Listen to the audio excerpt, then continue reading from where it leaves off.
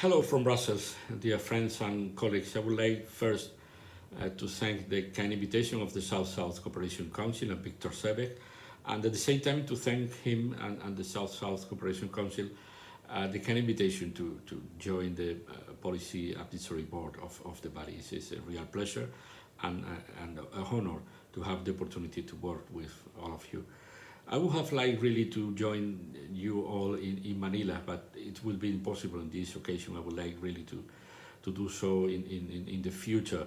And I think the Manila Festival and Forum is an excellent stage to maintain the sustainable development goals on the stage in the international arena. Sometimes there are crises, especially the COVID, that had put a little bit of shadow on the SDG program and agenda. I would like to convey to you my congratulations for this occasion on Manila to raise again the flag of SDGs. A couple of hints from Europe, from this corner, and I would like to underline this is a corner of the world, this is not the center. In a world in which the multipolar is the standard, I think that could be good if we manage to act in this new framework. But it's true that being a multipolar world, there are some trends in the international arena that are very worrying. For example, did you notice that in the past we managed the international relation using treaties, signing treaties, and now apparently we are changing treaties by sanctions, and the sky of the international relation is full of sanctions, like in these old maps of the Cold War, old maps of the Cold War, when you see the missiles crossing from everywhere and to everywhere. This is the kind of image I have in my mind when I say that now, in the current situation in the international arena, we are using more sanctions than treaties, and this is a bad and very bad trend. Cultural diplomacy could be an enormous tool in this situation. Cultural diplomacy and the reivindication of multiculturalism could be an excellent stage to try to appease a little bit these tensions. One of the main threats that I think we have to face in the international world is the identity policies. Instead of accepting a multicultural world, and the fact that most of the nations are now multicultural, there are this raising of the identity policies. That means one region, one ethnic, one approach to the life, trying to exclude from their own bubble and any other identity.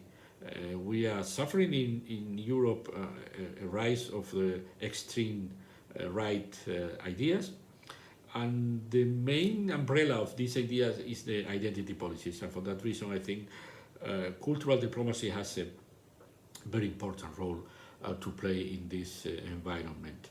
And because we have to work in this environment, we have to talk, of course, about the COVID. COVID has been a real shaking situation for the whole world, and we have to face, I don't know if we can talk plainly of post-COVID scenario. As you know, at that very moment, I'm talking to you from Brussels in the latest days of October. There is a raising on the pike again in many parts of the world of the pandemic, and we have to be aware that it's not easy to talk plainly about a post-COVID scenario. We in Europe, we did our best. It's true that at the very beginning of the pandemic, we noticed with alarm that there was a lot of things that we didn't produce in Europe, and we have to import in this logic of the globalization that at that very moment they were not reachable, and there was a feeling of crisis because as the most part of the world, we bend on the idea that it was not important where a product could be produced if the world trade is functioning, and we could simply import things. And we discovered dramatically that there was a lot of things that at the peak of the problem we didn't have the opportunity to bring Europe, and that has drive to this idea of the strategic autonomy. But we did our best. We put together our efforts, the 27 countries of the European Union, to face the challenge of COVID, and we managed to create a vaccine policy and a health policy beside an economic policy to try to face the main hit of the pandemics on the economic and social situation in the countries. Our approach now is, of course, that there is no post-COVID scenario if we don't work with all the world trying to face this important challenge, and we have to continue our common effort, not only to produce and to try to distribute vaccines among our members, but to try to protect the whole world, because if there is no, as we all know, it's a topic a little bit, but if we don't protect the whole world, never is protected really. And for that reason, we are proposing some things I would like to convey to you. The first one, I don't know if say the mainly one, but the most long-term approach is to have an international treaty on pandemics, a legal binding corp, a legal binding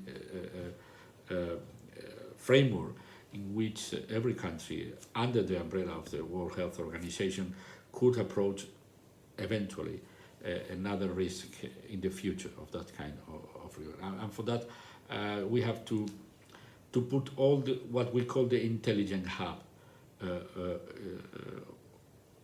in March. That means the whole intelligence of the whole world has to be put together to try to finish the situation and to avoid and prevent other future situations.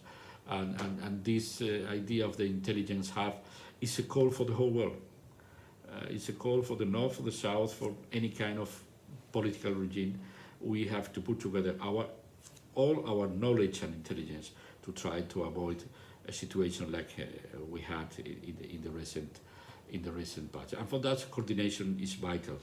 Coordination is vital, and we have to bend again on the idea of the support to the science approach.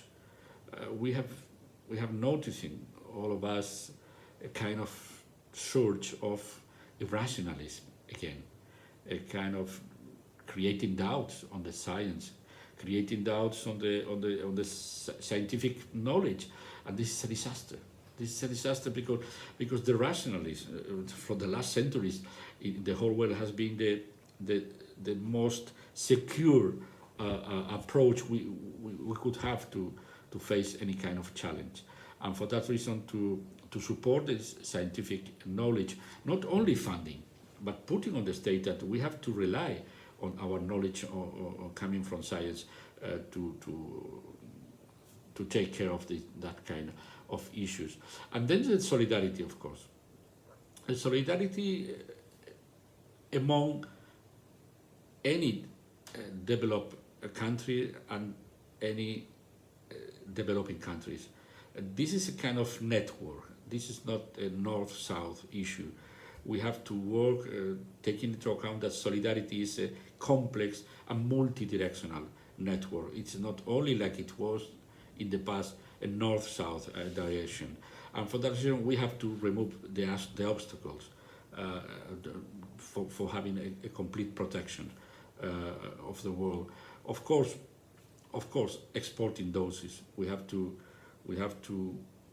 improve the production of vaccine. We have to improve the prices, and we have to improve the channels of distribution to the whole world to export doses. Of course, financing the COVAX bottlenecks, because we are noticing there is a problem in logistics now all over the world, and this is going to affect also the distribution of vaccines. We have to be aware that the most valuable thing, the most valuable good we have to move all over the world is vaccines, not other. Of course, there are other very important products that we have to distribute all over the world, but vaccines now have to have the preference to reach any corner of the world. And Europe and the Western and the developed world has to fulfill its commitment on donations of vaccine. Europe has not fulfilled completely its previous commitments. The level of donations has reached only a third, more or less, that we promised some months ago, but the European Union reacted, and the European Union has bought more vaccines, and I think we are going to fulfill our commitments in the coming months.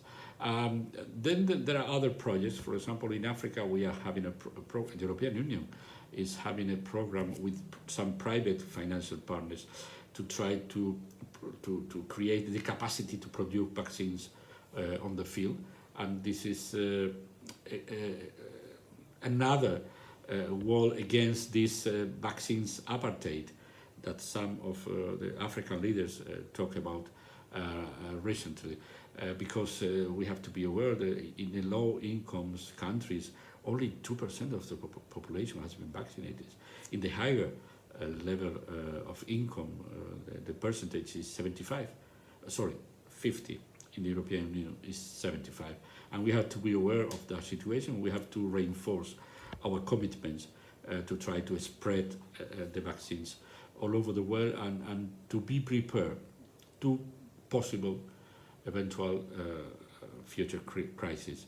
This idea of One Health, it could be a good idea as an umbrella to cover our current worries and probably the future one. The idea of One Health, one global health, is trying to link the environment, animal health and human health, trying to prevent this complicated transfer of virus from the animal world to the human world, and this has been a key issue in the origin of this COVID crisis, and we have to try to prevent that kind of thing. And this kind of label, One Health, that means the health of the planet, the health of the environment, and the animal health and the human health, could be a good agenda for the coming years for any international body. I'm asking you all, dear colleagues, gathering in Manila,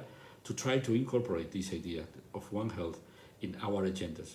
In the South-South Cooperation Council, of course, in any other body related to the international arena with the United Nations, any other regional actor, it could be a good moment to try to create this political agenda for the coming months. Well, these are my ideas and my hints to Manila Forum, and it is a pleasure to have the opportunity at least to address to all of you with these ideas from Brussels, from the European Union. And I would like, as I said in the beginning, I would like really to join you all in the coming future anywhere in the world. It's a pleasure. Have a good day. Have a good forum, and till very, very soon. Thank you. Thanks a lot.